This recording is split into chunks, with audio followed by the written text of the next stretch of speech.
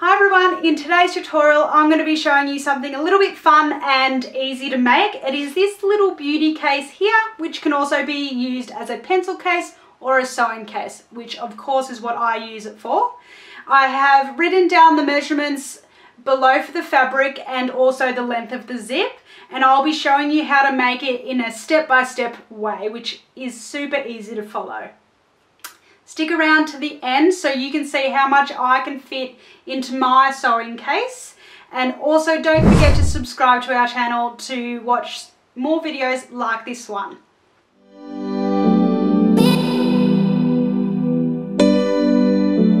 Yeah.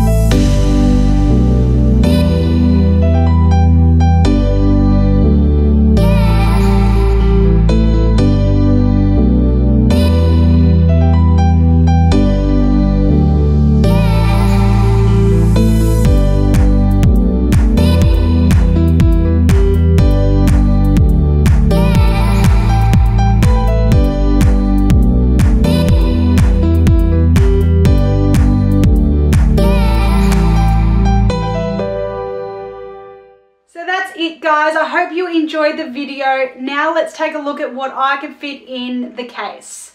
See you guys next time.